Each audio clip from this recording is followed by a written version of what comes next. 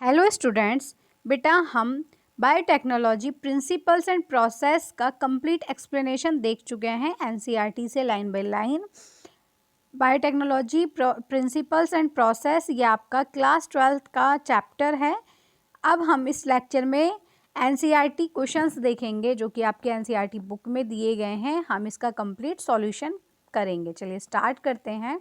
First question है आपका, Can you list 10 recombinant proteins which are used in medical practice?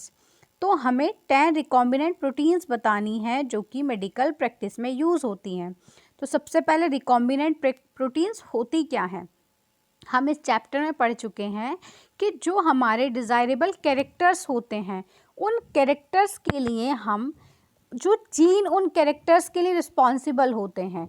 For example हमें insulin hormone चाहिए तो हम क्या करेंगे, जो जीन जो सेल फॉर एग्ज़ाम्पल पैनक्रियास की जो बीटा सेल है वो आपका हार्मोन रिलीज़ करती है, तो वहाँ से हम वो जीन ले लेंगे जो कि इस हार्मोन को प्रोड्यूस करवाता है। ठीक है, उस जीन को हम यूज़ कर लेंगे। ठीक है, तो इसी तरीके से हम क्या करते हैं, आपका जो डिज़ायरेबल प्रोटीन है उनको बनवा लेते हैं, उससे बोलते हैं हम रिकॉम्बिनेंट। ठीक है, बायोटेक्नोलॉजी की जो ये टेक्निक है इसकी हेल्प से हम रिकॉम्बिनेंट डीएनए का यूज़ करके अपना जो डिज़ायरेबल प्रोटीन है या डिज़ायरेबल आपका प्रोडक्ट है वो आप बनवा लेते हैं और फिर उसको आइसोलेट कर लेते हैं डाउनस्ट्रीम प्रोसेस के हेल्प से। चलिए स्टार्ट करते हैं। देखते हैं हम फर्स्ट प्रोटीन है आपकी रियो प्रोटीन। रियो प्रोटीन का क्या मतलब है, मतलब इसका क्या फंक्शन है, चलिए देखते हैं। सो आपकी जो रियो प्रोटीन है वो प्रिवेंशन करवाती है ब्लड क्लोट से। ठीक है, ब्लड की क्लोटिंग नहीं होने देती। नेक्स्ट है आपकी हेरोडिन। हेरोडिन क्या करती है, ये as a anticoagulant use होती है। ठीक है, एंटी कोगुलेंट। नेक्स्ट है आपकी OKT3। इसका क्या काम है, prevents acute kidney transplant rejection. तो ये किससे हेल्प करवा रही है, मतलब किडनी ट्रांसप्लांट रिजेक्शन को रोक रही है। ठीक है, होता क्या है, जब किसी की बॉडी में कोई भी ऑर्गन ट्रांसप्लांट किया जाता है तो हमारा जो इम्यून सिस्टम होता है वो उसको लगता है कि कोई एंटीजन बॉडी के अंदर एंटर कर गया, तो वो उन्हीं अपनी ही बॉडी की जो सेल्स है उसको किल करने लगता है इम्यून सिस्टम हमारा। तो हमें क्या करना है, उस टाइम इम्यूनो सप्रेसिव एजेंट देना होता है। तो इम्यूनो सप्रेसिव एजेंट का क्या मतलब है कि हमारे इम्यूनो सिस्टम को, जो हमारा इम्यून सिस्टम है उसको सप्रेस कर दिया जाएगा, जिससे कि जब तक रिकवरी ना हो जाए तब तक हमारा इम्यून सिस्टम सप्रेस रहता है, कोई भी वो काम नहीं करता। तो इसी तरह से OKT3 जो है वो इम्यूनो सप्रेसिव एजेंट के जैसे काम करती है। तो क्या करेगी, वो रोकती है किडनी ट्रांसप्लांट रिजेक्शन से। नेक्स्ट है आपका ह्यूम्यूलिन। ह्यूम्यूलिन का क्या फंक्शन है बेटा, ये ट्रीटमेंट ऑफ डायबिटीज़, डायबिटीज़ की ट्रीटमेंट में हेल्प करती है आपकी ह्यूम्यूलिन। नेक्स्ट है डीएनएज। डीएनएज का क्या काम है, ट्रीटिंग सिस्टिक फिब्रोसिस। ये सिस्टिक फिब्रोसिस क्या है, कोई इनहेरिट जीन जो कि फॉल्टी जीन है वो इनहेरिट होकर आ गया है पेरेंट्स से बच्चों में, तो उसमें क्या हो जाएगा, इसकी वजह से म्यूकस इकट्ठा होने लगता है। ठीक है, म्यूकस बनने लगता है, तो इसके ट्रीटमेंट में डीएनएस यूज़ होता है। नेक्स्ट है आपका blood clotting factor. Blood clotting factor का क्या फंक्शन है, ट्रीटमेंट ऑफ हीमोफीलिया ए। ठीक है, तो blood clotting factor haemophilia A के ट्रीटमेंट में यूज़ होता है। मतलब हीमोफीलिया ए में क्या होता है कि ब्लड की क्लोटिंग नहीं होती, ब्लड ऐसे ही मतलब फैलने लगता है, मतलब क्लोटिंग नहीं होती है, उसमें बहने लगता है, तो उसकी क्लोटिंग करवाने के लिए हम ब्लड क्लोटिंग फैक्टर यूज़ करते हैं। नेक्स्ट है आपका hepatitis B vaccine. Hepatitis B vaccine का क्या फंक्शन है, prevention of hepatitis B. Next है आपका एस्पार्जिनेज। एस्पार्जिनेज जो रिकॉम्बिनेंट प्रोटीन है इसका क्या फंक्शन है, use to treat leukemia. Leukemia क्या है, ल्यूकेमिया एक कैंसर है। ठीक है, तो इसके ट्रीटमेंट में हम एस्पार्जिनेज को यूज़ करते हैं। नेक्स्ट है आपका INF2। इसका यूज़ होता है treatment of hepatitis C, interferon 2। ठीक है, हेपेटाइटिस सी के ट्रीटमेंट में यूज़ होती है। नेक्स्ट है आपकी टिश्यू प्लाज्मिनोजन एक्टिवेटर। ये यूज़ किया जाता है ट्रीटमेंट ऑफ माइकोकार्डियल इन्फारेक्शन। तो ये जो माइकोकार्डियल इन्फाक्शन का ट्रीटमेंट में ये यूज़ होता है आपका टीपीए। इसका क्या मतलब है? इसका मतलब है कि ब्लड क्लॉट ना हो जाए, जिसकी वजह से मतलब ब्लड क्लॉट हो जाता है, हार्ट अटैक वगैरह के चांसेस होते हैं, तो उसको रोकने के लिए या उसके ट्रीटमेंट में हम क्या यूज़ कर रहे हैं? टीपीए। तो ये हमने देखी 10 रिकॉम्बिनेंट प्रोटीन्स। चलिए नेक्स्ट क्वेश्चन देखते हैं हम। Make a chart with diagrammatic representation showing A restriction enzyme, the substrate DNA on which it acts, the site at which it cuts DNA and the products it, ठीक है, product is produces. तो हमें chart के form में ये represent करना है कि रिस्ट्रिक्शन एंजाइम किस तरह से फंक्शन करता है डीएनए पर, कहाँ से वो किस तरह से कट करता है, और आपका जो प्रोडक्ट है वो प्रोड्यूस हम करवाते हैं। तो हमें ये प्रॉपर डायग्राम के फॉर्म में शो करना है यहाँ पर। तो फॉर एग्जांपल आपका रिस्ट्रिक्शन एंजाइम इकोराई है। तो इकोराई का हमें पता है ये डीएनए में जी और ए के बीच कट करता है, ग्वानीन और एडेनिन के बीच कट करता है। ठीक है, जब हमें डिज़ायरेबल जीन मिल जाता है तो फिर हम उसको लाइगेज की हेल्प से मर्ज करवा देते हैं। और एक चीज़ हमें याद रखनी है कि जो आपका रिस्ट्रिक्शन एंजाइम है वो स्पेसिफिक सीक्वेंस से ही कट करता है। 6 बेस पेयर होते हैं जहाँ पर वो कट करेगा, और स्पेसिफिक सीक्वेंस होते हैं, जैसे फॉर एग्जांपल पैलिंड्रोमिक सीक्वेंस हम कहते हैं। पैलिंड्रोमिक सीक्वेंस जो हम बैकवर्ड और फॉरवर्ड हम जब उसको रीड करते हैं तो वो सेम ही आपको दिखता है। तो इस तरह से रिस्ट्रिक्शन एंजाइम एक स्पेसिफिक साइट पर कट करता है। जब आपका जीन ऑफ इंटरेस्ट आपको मिल जाता है, आप उसको लाइगेज की हेल्प से वेक्टर के साथ मर्ज कर देते हैं। वेक्टर मीन्स प्लाज्मिड, जो एज ए कैरियर के जैसे काम करता है।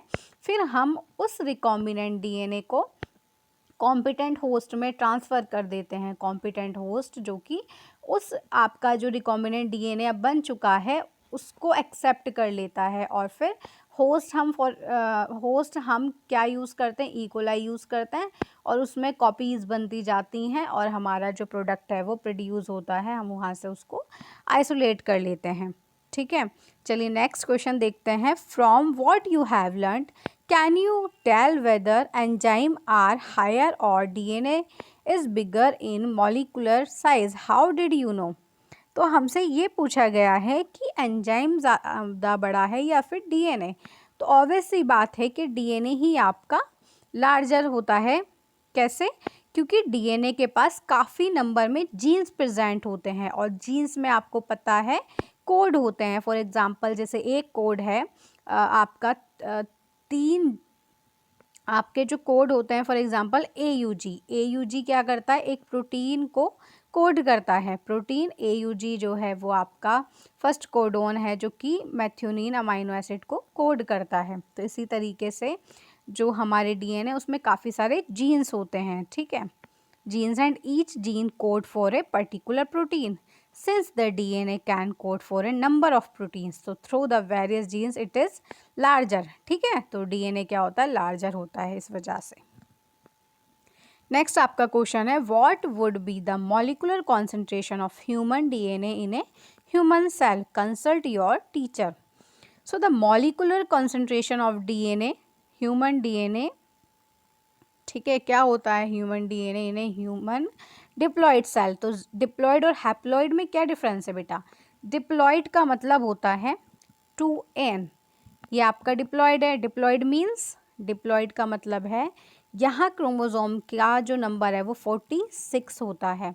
और n का क्या मतलब है? n का मतलब है हैप्लॉयड। हैप्लॉयड में आपका जो क्रोमोसोम नंबर है वो 23 होता है। तो हमें पता है हमारी सभी सेल्स में, हमारी जो सभी सेल्स हैं वो डिप्लॉयड होती हैं रेदर देन आपका स्पर्म एंड ओवम।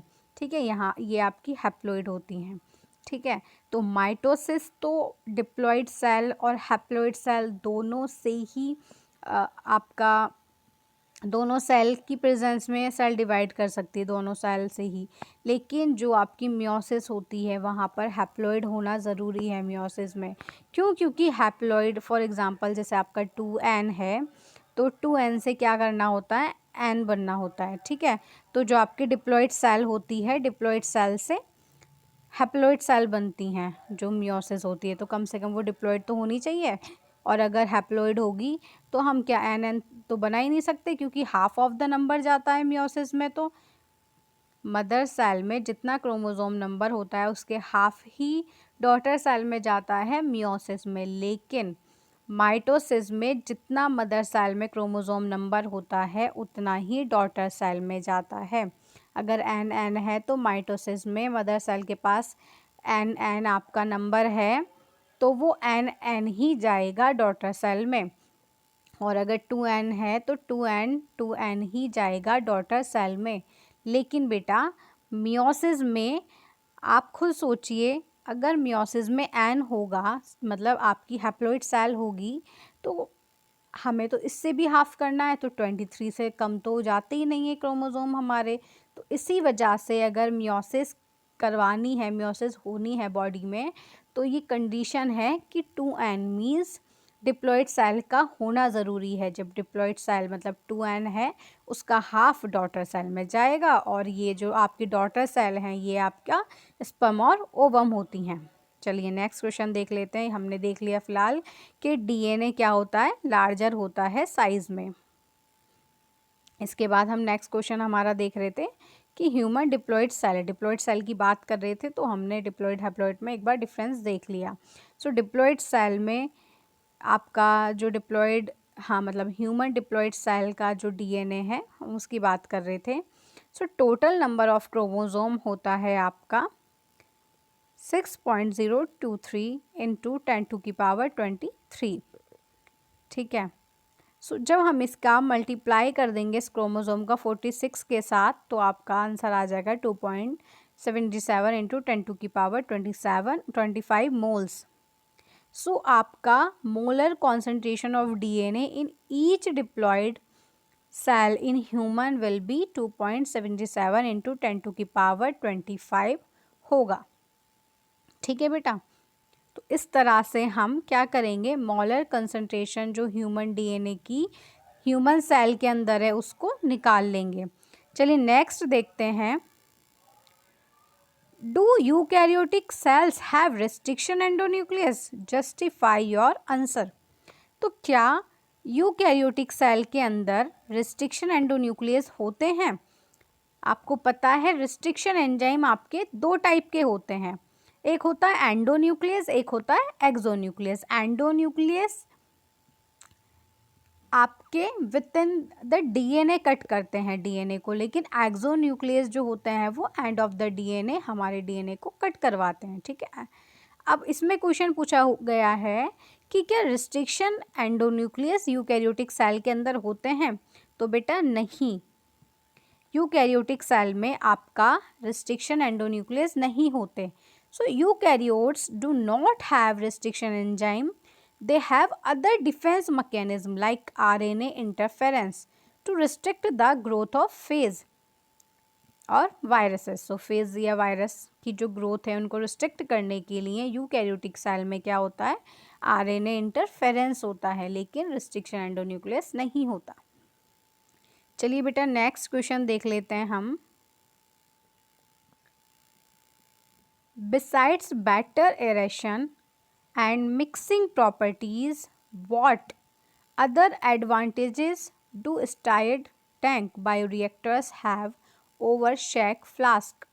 तो इसमें क्या पूछा गया है, तो हमें पता है हमारे जो बायोरिएक्टर क्या होते हैं, बायोरिएक्टर होते हैं, बायोरिएक्टर वो वेसल्स होते हैं जिसमें ये जो बायोटेक्नोलॉजी का प्रोसेस है वो करवाया जाता है, ठीक है, लार्ज स्केल पर हम करवाते हैं।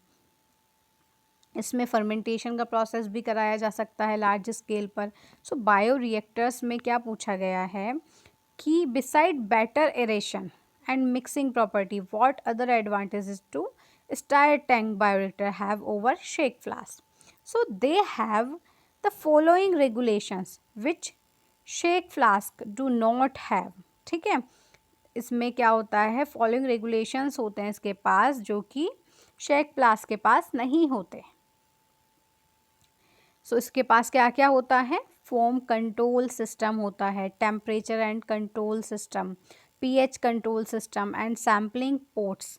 मीन्स जब ऐसे मिक्सिंग होती है ना, पूरा कंप्लीट माइक्रो ऑर्गेनिज्म भी है, उसका फूड भी है, तो ऐसे मिक्स किया जाता है उसको अच्छे से, तो फॉर्म क्रिएट होने लगते हैं। तो फॉर्म कंट्रोलर वहाँ लगा होता है, टेम्परेचर कंट्रोल सिस्टम होता है, क्योंकि टेम्परेचर भी ऑप्टिमम चाहिए होता है, पीएच भी ऑप्टिमम चाहिए होता है, क्योंकि ऑप्टिमम टेम्परेचर और पीएच का होना ज़रूरी है, तभी आपके माइक्रो ऑर्गेनिज्म जो आपका इकोलाई, जो आप as a competent host use कर रहे हैं, जिसमें आपका डिज़ायरेबल प्रोडक्ट है, तो वो तभी प्रॉपरली बन पाएगा जब आप प्रॉपर ऑप्टिमम कंडीशंस देते हैं। अपने बायोरिएक्टर्स जो यूज़ करते हैं उनके पास ऑप्टिमम कंडीशन होनी चाहिए, और सैम्पलिंग पोर्ट्स होते हैं। ठीक है, चलिए नेक्स्ट देखते हैं। Collect 5 examples of palindromic DNA sequence by consulting your teacher. Better try to create a palindromic sequence by following base pair rules.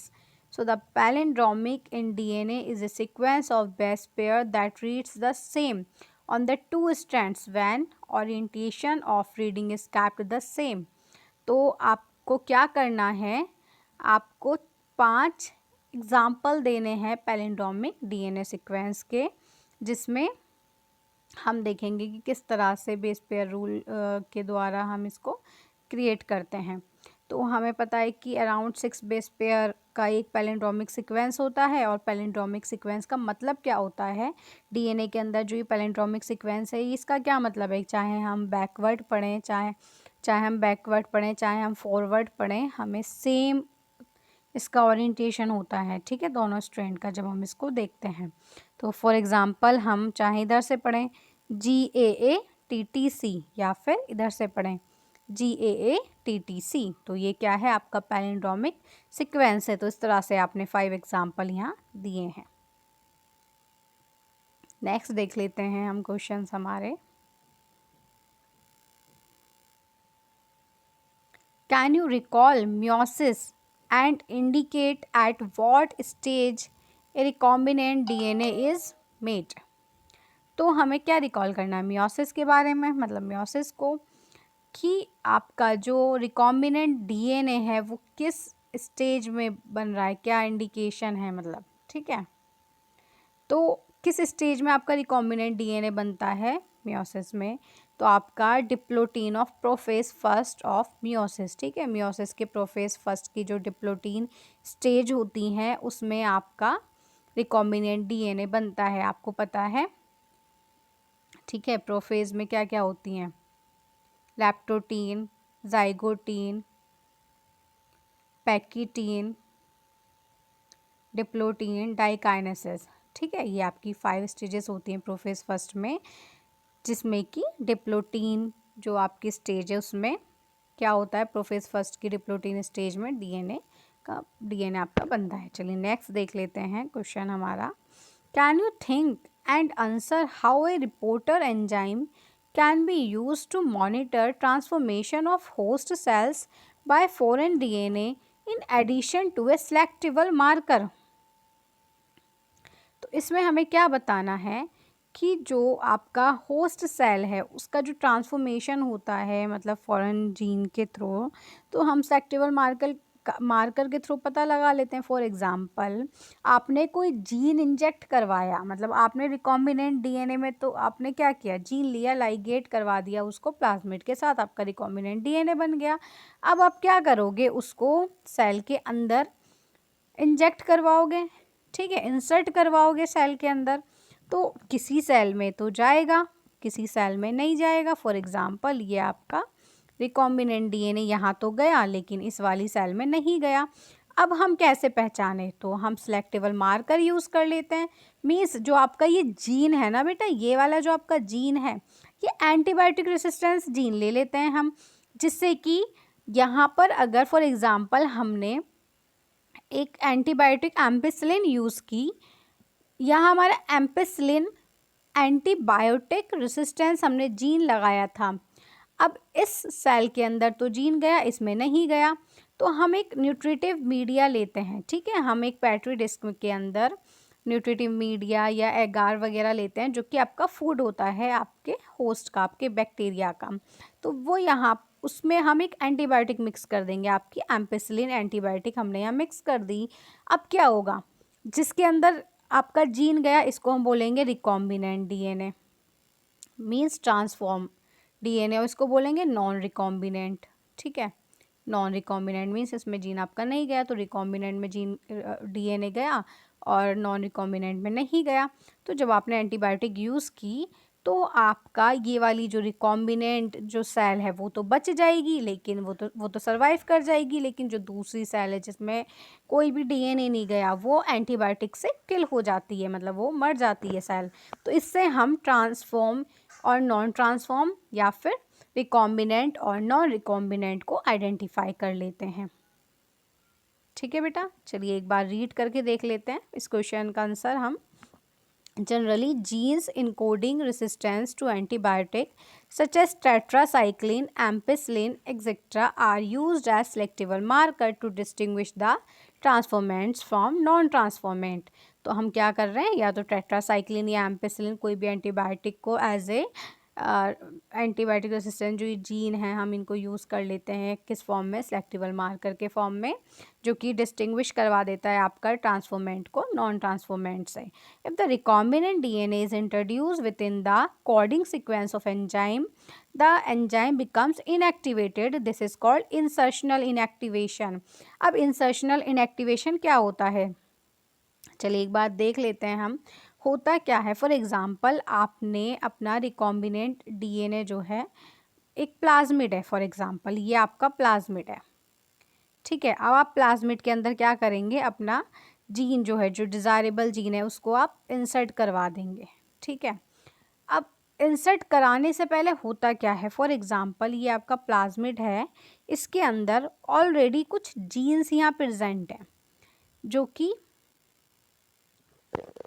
कोई भी किसी भी फंक्शन के लिए ये जीन्स हो सकते हैं, और आप चाहते हैं अपने डिज़ायरेबल जीन को यहाँ पर इंसर्ट करना। फॉर एग्जांपल ये आपका डिज़ायरेबल जीन है, आप चाहते हैं इसको यहाँ पर इंसर्ट करना। यहाँ पर साइट है आपके ई कोलाई एंजाइम की, जो ई कोलाई रिस्ट्रिक्शन एंजाइम है। तो ई कोलाई क्या करेगा, इस साइट पर आकर इसको कट कर देगा। यहाँ पर आप ध्यान से देखिए ऑलरेडी एक जीन लगा हुआ है, लेकिन जैसे ही आपका ये डिज़ायरेबल जीन जो है, ये आपका डिज़ायरेबल जीन जैसे ही यहाँ पर इस साइट से आपने जो ये रिस्ट्रिक्शन एंजाइम यूज़ किया, जैसे ही इसने इस साइट को कट कर दिया, यहाँ पर आपका डिज़ायरेबल जो जीन है वो मर्ज हो जाएगा, और मर्ज होते ही इंसर्ट होते ही यहाँ पर आपका डिज़ायरेबल जीन इंसर्ट हो जाएगा, और इंसर्ट होते ही ये जो आपको पर्पल कलर का दिख रहा है पहले से जो ऑलरेडी इस प्लाज्मिड में जीन था वो यहाँ पर इनएक्टिवेट हो जाएगा, मीन्स अब वो यहाँ से निकल जाएगा। तो इसे बोलते हैं इंसर्शनल इनएक्टिवेशन। इंसर्शनल कैसे, इंसर्ट हुआ आपका डिज़ायरेबल जीन और इनएक्टिवेट हो गया जो ऑलरेडी वहाँ जीन प्रेजेंट था, ठीक है।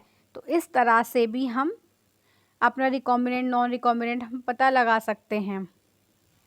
कैसे, फॉर एग्ज़ाम्पल जैसे आपका यहाँ पर दिया हुआ है बीटा, जो आपका जेड जीन दिया हुआ है, जेड जीन जो कि कोड करता है बीटा गैलेक्टोसाइडेज एंजाइम को। तो चलिए इसको एक बार हम समझ लेते हैं अच्छे से। फॉर एग्ज़ाम्पल ये आपका प्लाज्मिड है, ठीक है बेटा। इस प्लाज्मिड के अंदर एक जीन प्रेजेंट है, काफ़ी जीन होते हैं ऑलरेडी प्लाज्मिड में, तो यहाँ पर फॉर एग्ज़ाम्पल एक जीन है। अब इस जीन का क्या फंक्शन है, यहाँ पर आपका जीन है जिसका नाम है बीटा, नहीं, यहाँ जो आपका जीन है इसका नाम है जेड जीन। इस जीन का फंक्शन क्या है, ये एक बीटा गैलेक्टोसाइडेज एंजाइम को कोड करता है, ठीक है। अब क्या होगा, ये जीन की वजह से इस प्लाज्मिड मतलब जो कॉलोनी है, मतलब ई कोलाई में ही प्लाज्मिड है हम, तो ये इस प्लाज्मिड में जो ये जीन है इसकी वजह से इस कॉलोनी का कलर ब्लू आता है, ठीक है। इस जीन की वजह से। लेकिन हम क्या करते हैं, ये हमारा डिज़ायरेबल जीन है और यहाँ पर साइट प्रेजेंट है, रिस्ट्रिक्शन एंजाइम की साइट प्रेजेंट है। कोई भी आप रिस्ट्रिक्शन एंजाइम ले लीजिए, उसकी साइट यहाँ प्रेजेंट है। रिस्ट्रिक्शन एंजाइम ने जैसे ही इस साइट को कट किया, वैसे ही क्या होगा, ये आपका डिज़ायरेबल जीन यहाँ इंजेक्ट हो जाएगा। जैसे ही आपका डिज़ायरेबल जीन यहाँ इंजेक्ट हुआ बेटा, आपका जो ऑलरेडी यहाँ जीन प्रेजेंट था वो यहाँ से रिमूव हो जाएगा। ठीक है, इंसर्शनल इनएक्टिवेशन, इंसर्ट हुआ आपका डिज़ायरेबल जीन और जैसे ही आपका डिज़ायरेबल जीन यहाँ इंसर्ट हुआ, वैसे ही आपका जो ऑलरेडी यहाँ जीन प्रेजेंट था उसका इनएक्टिवेशन हो गया। अब इसका कोई फंक्शन नहीं रहेगा। अब देखिए, जब हम एक बार चेक करेंगे इसको कि हम रिकॉम्बिनेंट और नॉन रिकॉम्बिनेंट का जब पता लगाएंगे, तो हम देखेंगे कि अब इस प्लाज्मिड को हम किसी होस्ट में डाल देते हैं। ठीक है, हम होस्ट में डाल के देखेंगे। तो आप खुद सोचिए, आपने एक प्लाज्मिड बनवाया, ठीक है, आपने एक प्लाज्मिड था जिसमें आपका एक जीन था, ठीक है, जो ब्लू कलर देता था कॉलोनी को। इस प्लाज्मिड में आपने अपना डिज़ायरेबल जीन इंसर्ट करवा लिया। अब जब आप होस्ट के अंदर इनको पहुंचाते हैं, तो आप देखेंगे, फॉर एग्ज़ाम्पल आपने क्या किया, यहाँ कॉलोनीज़ ले ली, कॉम्पिटेंट होस्ट ले लिए। अब किसी में प्लाज्मिड जाएगा, किसी में नहीं जाएगा। कंडीशंस होती हैं ना, 3 कंडीशन बनती हैं। क्या 3 कंडीशन बनेंगी? ये जो आपका प्लाज्मिड है,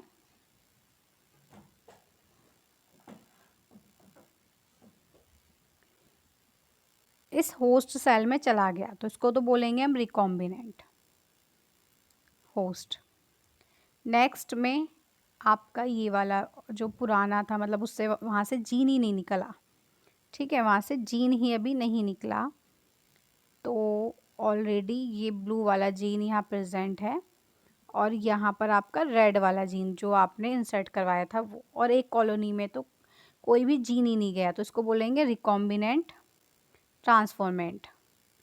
इसे बोलेंगे नॉन रिकॉम्बिनेंट ट्रांसफॉर्मेंट, इसे बोलेंगे नॉन ट्रांसफॉर्मेंट। तो 3 कंडीशन होती है। अब आप कैसे पहचानेंगे?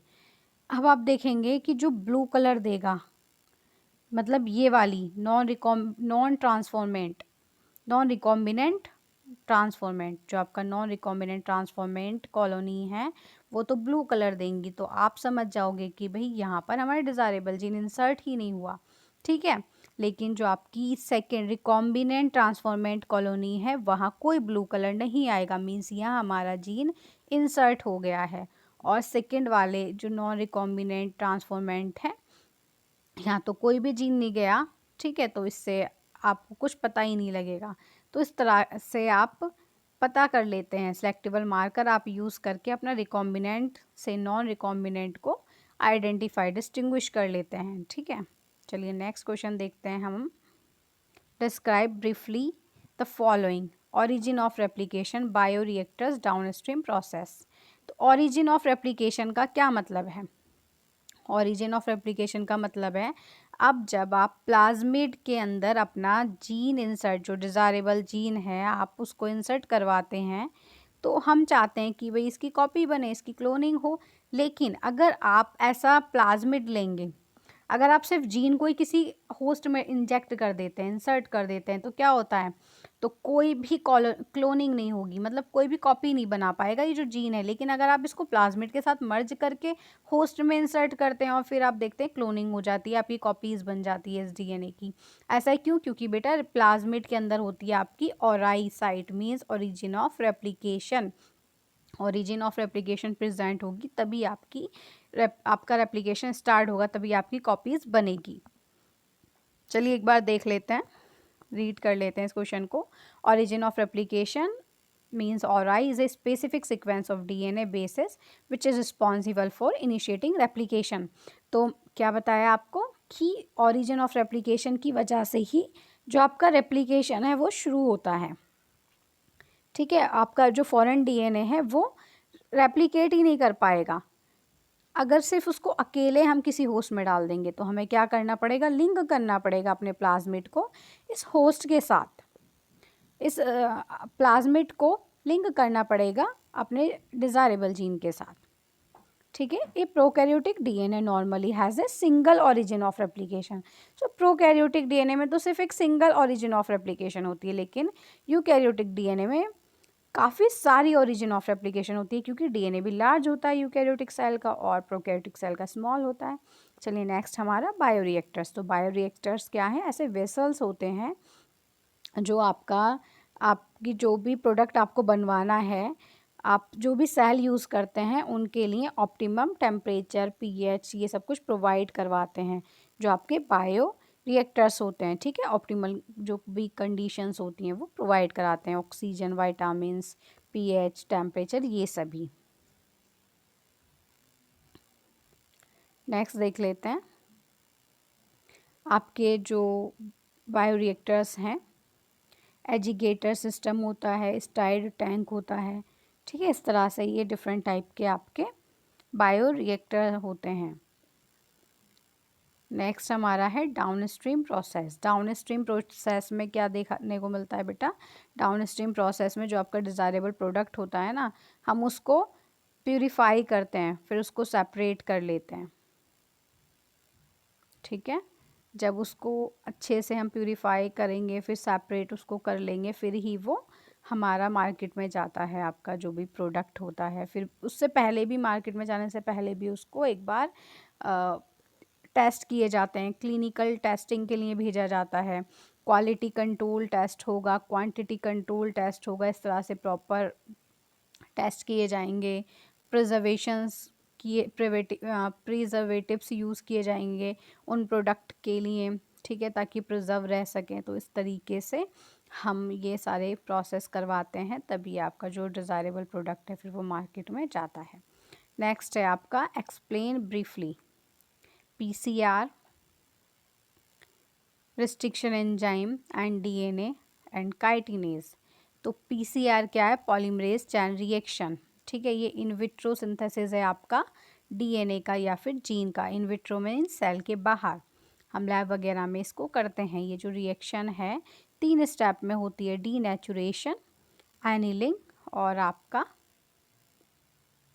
एक्सटेंशन। तो डीनेचुरेशन में क्या होता है बेटा, जो आपका डबल स्टैंडर्ड डीएनए होता है वो सेग्रीगेट होता है हाई टेम्परेचर में। मींस हमें टेम्पलेट मिल जाता है, जैसे हम नॉर्मल डीएनए रेप्लिकेशन में देखते हैं ना, हेलिकेज एंजाइम हाइड्रोजन बॉन्ड को ब्रेक कर देता है और आपको आपका टेम्पलेट मिल जाता है। सेम वैसे ही यहाँ पर टेम्परेचर यूज़ किया जाता है, जो कि आपका जो डीएनए होता है उसको सेपरेट करवाने में हेल्प करता है। नेक्स्ट है एनिलिंग। एनिलिंग में क्या होता है, हम यहाँ प्राइमर्स यूज़ करते हैं और ये प्राइमर क्या करवाएंगे, ये आपके न्यूक्लियोटाइड को ऐड करने में हेल्प करेंगे। ठीक है, फिर हमारा जो कॉम्प्लीमेंट्री डीएनए है वो सिंथेसिस होने लगेगा। नेक्स्ट आपका थर्ड स्टेप है एक्सटेंशन। एक्सटेंशन में क्या होता है, जो आपका टैक पॉलीमरेज एंजाइम है, ठीक है, वो क्या करेगा, एक्सटेंशन करवाएगा। मींस आपके जो प्राइमर की हेल्प से जो न्यूक्लियोटाइड ऐड किए थे उसके बाद के जो न्यूक्लियोटाइड है वो ऐड होने शुरू हो जाएंगे और आपका जो प्रॉपर सिंथेसिस है वो चलेगा। यहाँ हमारा डीएनए पॉलीमरेज जो है वो टैक पॉलीमरेज एंजाइम है। ठीक है, क्या है, टैक पॉलीमरेज एंजाइम है जिसको हम यूज़ करते हैं। टैक पॉलीमरेज ये हाई टेम्परेचर में सर्वाइव कर सकता है, जो कि एक्वेटर थर्मोफिलस एक्वेटिकस जो बैक्टीरिया है उससे आइसोलेट किया गया है आपका टैक एंजाइम। ठीक है, ये हाई टेम्परेचर में सर्वाइव इसलिए कर लेते हैं, ये आपके आर्की बैक्टीरिया से लिया गया है, क्योंकि आर्की बैक्टीरिया भी हाई टेम्परेचर में सर्वाइव कर लेते हैं। नेक्स्ट है आपका रिस्ट्रिक्शन एंजाइम। तो बेटा रिस्ट्रिक्शन एंजाइम का क्या काम है, ये डीएनए को एक स्पेसिफिक सीक्वेंस से कट करते हैं। ठीक है, क्या करते हैं, स्पेसिफिक सीक्वेंस से कट करते हैं, जिसे हम रिकॉग्निशन सीक्वेंस कहते हैं।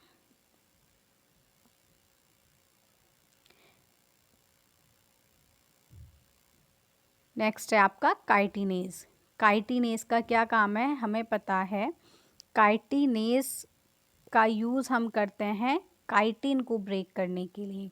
मींस जो आपकी फंगस की सेल वॉल है वो काइटिन की बनी हुई है, और अगर हमें सेल वॉल, अगर हम चाहते हैं कि हमें फंगस का डीएनए चाहिए या फिर ठीक है फंगस की डीएनए चाहिए, तो हम क्या करेंगे, उसकी पहले सेल वॉल को ब्रेक करेंगे, तो उसके लिए हम काइटिनेज यूज़ करेंगे। तो इसी तरह से काइटिनेज, हम जो सेल वॉल है आपकी काइटिन की, काइटिन के हाइड्रोलाइसिस में हम इसको यूज़ करते हैं काइटिनेज एंजाइम को। ठीक है, when DNA has to be isolated from a fungal cell, this enzyme is use to solubilise the fungal cell wall which is made of, ठीक है, मेड अप ऑफ काइटिन। तो ये हम देख चुके हैं। नेक्स्ट है आपका question, discuss with your teacher and find out how to distinguish between plasmid DNA and chromosomal DNA. तो बेटा प्लाज्मिड डीएनए होता है आपका एक्स्ट्रा क्रोमोसोमल डीएनए, और क्रोमोसोमल डीएनए ये मेन डीएनए होता है जो कि सेल के लिए ज़रूरी है। सेल की इंफॉर्मेशन एक जगह से दूसरी जगह जाती है, और plasmid DNA extra chromosomal DNA होता है। ठीक है, चलिए एक बार इसको रीड करके पढ़ लेते हैं हम। इट इज़ ऑल, जो आपका प्लाज्मिड है, हम क्या क्या डिफरेंस हो सकते हैं इसमें। एक तो जो आपका प्लाज्मिड डीएनए है वो सर्कुलर होता है, ठीक है, नेक्ड होता है विदाउट हिस्टोन प्रोटीन। ये कैरी किए रखता है सेक्सुअलिटी एंड एंटीबायोटिक के जो रेसिस्टेंस जीन होते हैं।